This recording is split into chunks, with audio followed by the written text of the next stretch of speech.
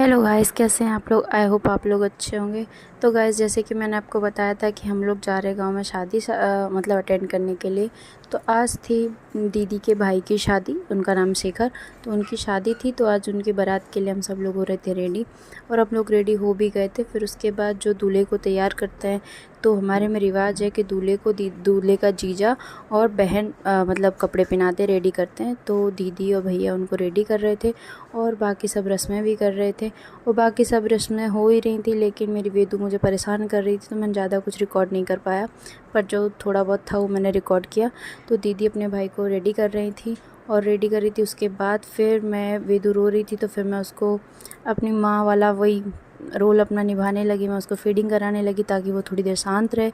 और फिर मैं फीडिंग करा रही थी इतनी देर में। फिर थोड़ी देर बाद बाहर गई तो मैंने देखा कि गाँव मतलब रस्में चालू है, जो शादी के बाद, शादी से पहले जो माँ बेटे में होती है और जो भी मतलब रस्में होती हैं, जैसी जहाँ की रस्में होती हैं वैसी। तो वो रस्में हो रही थी। और फिर वो रस्में होने के बाद और काफ़ी बारात लेट भी हो गई थी, तो हम लोग सब कुछ जल्दी जल्दी सब लोग कर रहे थे। फिर बारात जाने के बाद ही फिर जो हुआ होगा वो पता नहीं। फिर उनकी मम्मी ने भी जो रस्में की वो की।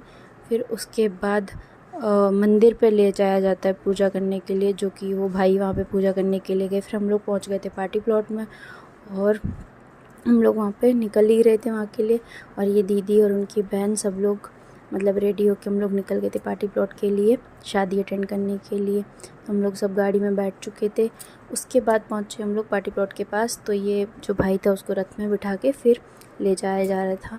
और ये वरमाला पड़ चुकी थी, मतलब जयमाला, और ये लोगों की हो चुकी थी शादी।